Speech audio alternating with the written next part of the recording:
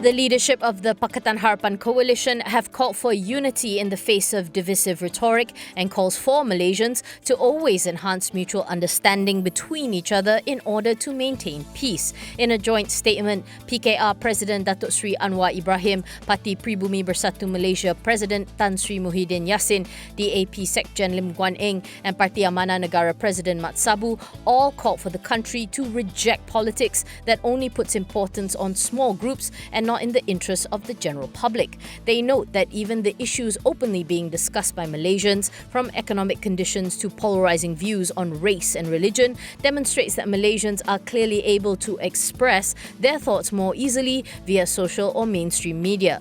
Malaysians, they said, must continue to believe that building a nation is an endeavour that requires strong commitment, sincere intentions, high trust towards the community itself, and a clear vision of elevating the dignity of the people to a higher level. Hence, they say all Malaysians should answer PM Tun Dr. Mahathir Mohamed's call to double their efforts to ensure the country remains prosperous and respected.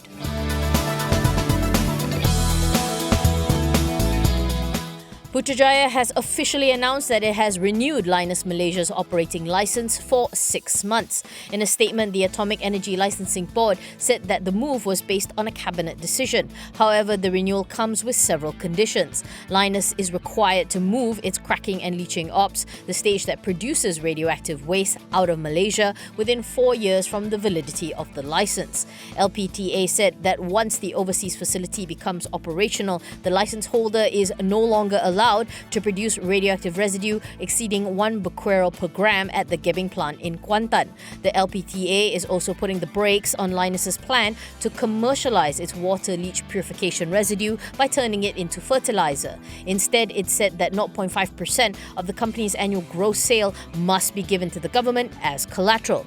Until the cracking and leaching ops have been moved overseas, Linus must also identify a suitable site to construct a permanent disposal facility after getting permission from the state government if it is unable to find a country that will take in the waste.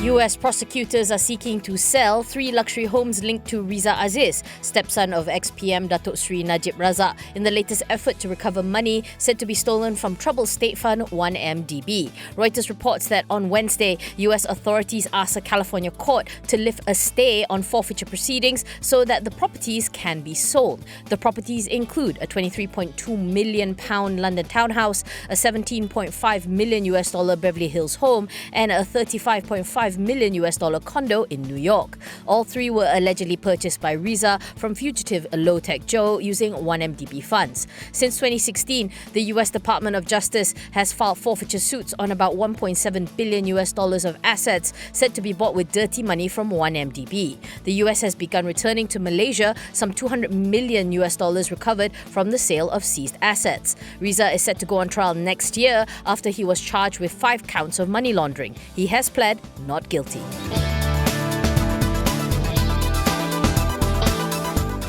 Sabak Consolidated Industries has received a mandatory general offer from Datuk Muhammad Abdul Karim Abdullah, founder and Group MD of oil and gas concern Serba Dynamic Holdings. He is also a non-independent and non-executive director of SCIB, a position he has held since August 1st.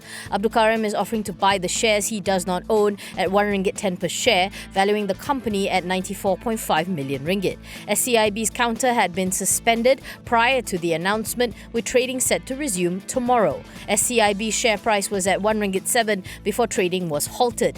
Based on his offer price, Abdul Karim will have to fork out 48.5 million ringgit for the remaining SCIB shares. The MGO was triggered after Abdul Karim acquired a 20.31% block of SCIB shares, which raised his stake in the company to 42.84%. According to the filing on Bursa Malaysia, Abdul Karim intends to maintain the listing status of SCIB.